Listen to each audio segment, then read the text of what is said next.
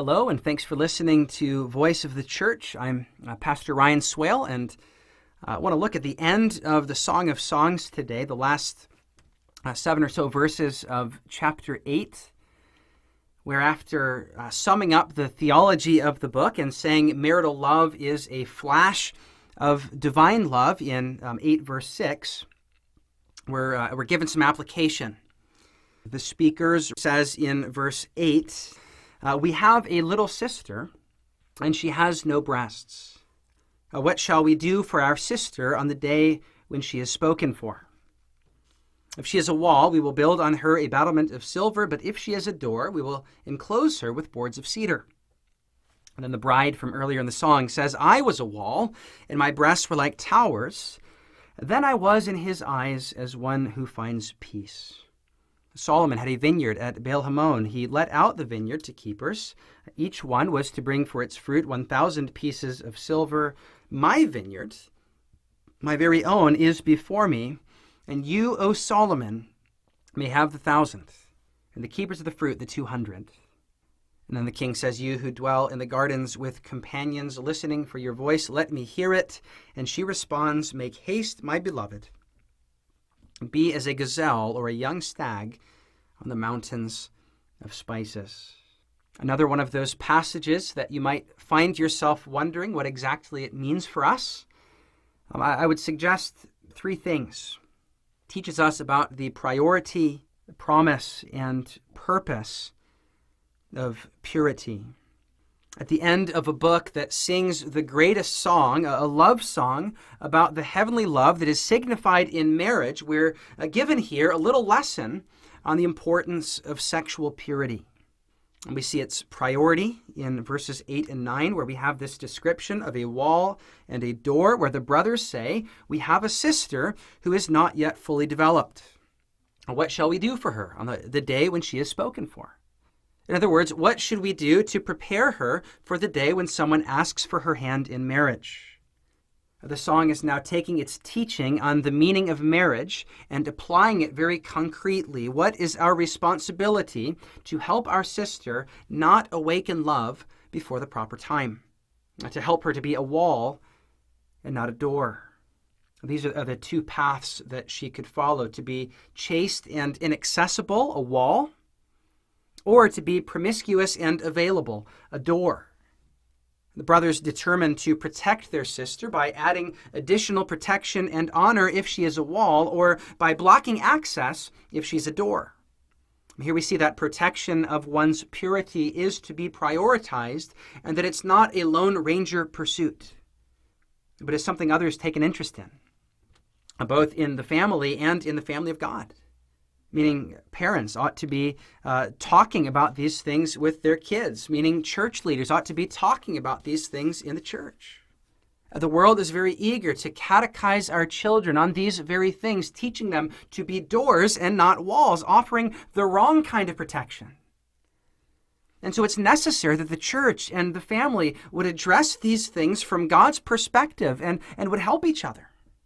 In fact, the Westminster Larger Catechism speaks on the 7th commandment of preserving chastity, not only in ourselves, but also in others. There is an obligation to cultivate communal purity. And that's one of the messages that this passage brings home very clearly, that in the family and in the family of God, we cultivate, especially in our youth, a passion for purity, even a passion to protect our sisters.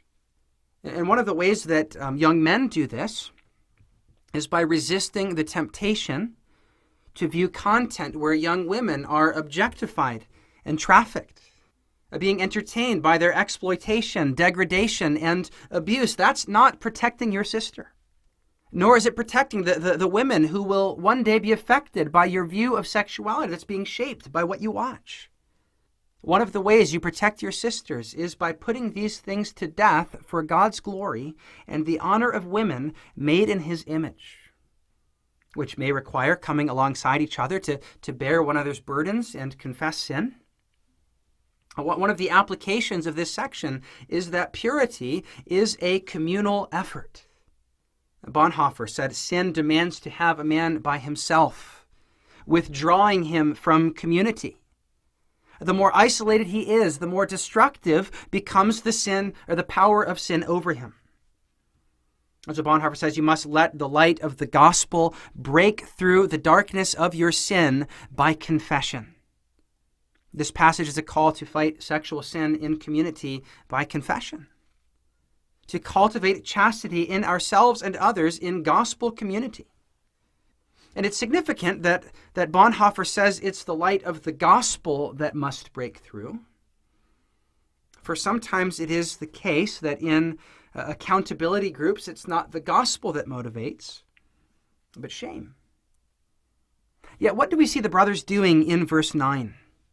Not only applying the law to her sin, but boards of cedar, which are mentioned 2 other times in the Song of Songs in connection with the cedars of Lebanon of Solomon's temple. Meaning this mention of cedar may actually be an allusion to the temple, the place where atonement is made. Those who come alongside fellow sinners must not only apply the law to their sin, but the gospel of forgiveness provided in the temple as a shadow of the cross. Christopher Mitchell says the brothers apply the constructive fortification of forgiveness earned by Christ on the cross, applying the law and the gospel to those who've sinned.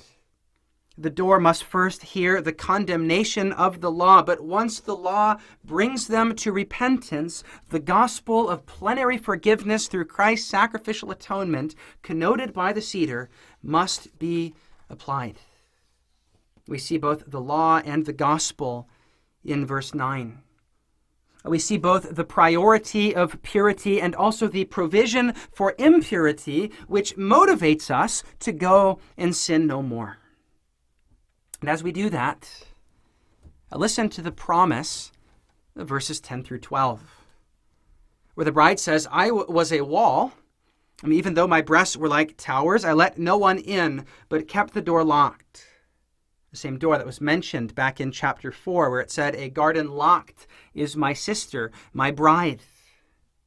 No one had access into the garden of her love, but she was well protected. And because she was, it says, then I was in his eyes as one who finds peace. This, I think, is a multi-dimensional peace, referring to the inner peace that she has as one without a guilty conscience, racked with shame. The peace she has with God as one who has kept his law, and the peace she has with Solomon, whose name means peace. By preserving purity, she has found shalom in the eyes of Shalomo, Solomon, entering into the covenant of peace that is marriage, which is described in verses 11 and 12, where she says her very own vineyard is before her, a reference earlier throughout the song to her body, her love, where the vineyard is hidden inside a wall, so no one has access, until verse 12, when she says, my own vineyard is before me, and I give it to you, Solomon. You may have the 1,000th. 1,000 is a number of fullness, giving herself entirely and exclusively. And the progression of the passage suggests that she is able to do so because she was a wall. So she says, my vineyard is for you and you alone. There is an exclusivity in this passage by virtue of the help she's been given from those around her who built on her a battlement of silver, who she recognizes at the end of verse 12, giving the keepers of the fruit 200, showing gratitude to those who have helped her see purity's priority and find peace.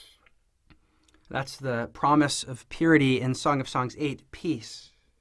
Not to suggest that God cannot restore the years the locust has eaten for those who have not been a wall. But the burden of the passage is to hold up as beautiful the peace that is enjoyed with your spouse, with God, and with your conscience when you save yourself exclusively and entirely for another. And the reason this matters, the reason we should prioritize this, is because of what it represents. The whole burden of the book is to show that marital love is a spark of God's love in the gospel. That's what the bride just said in 8 verse 6. So the reason for valuing purity is not just the enjoyment of peace, but the dramatic portrayal of the gospel story of Christ, the greater than Solomon, receiving a pure virgin as his bride. That's what Paul says in 2 Corinthians 11. That's what John describes in Revelation 19, where we are robed in white apparel as the virgin bride of the Son of David. And that reality is the purpose of the purity commended by the song. We see in verses 13 and 14 that this whole thing points to something else. As the book ends with the last verse, "Make haste, my beloved, be as a gazelle or a young stag on mountains of spices." It's interesting. The book ends with the same note of desire it began with in chapter 1, verse 2, and the same invitation that was given in chapter 2, verse 17. The anticipation and unfulfilled desire that the book ends with suggests that this is pointing to something else. That marriage and sexual union in this life never fully satisfy, but marriage is penultimate. It's not given to fulfill our deepest desires, but points to another world. Now, this is why we speak of purity and eschatology. Eschatology meaning a study of the end. Because our preservation of purity is motivated by a desire to dramatically portray the gospel reality of a pure virgin presented to Christ, the Son of David. It's motivated by our ultimate waiting for the bridegroom's coming. The reason we prioritize purity, the reason the song 3 times tells us not to awaken love or stir it up before the proper time, is because of what our bodies and sexuality and marriage picture. The gospel, which culminates in Revelation 19 with the wedding supper of the Lamb and the bride having made herself ready, being kept pure and dressed in white. Purity and eschatology.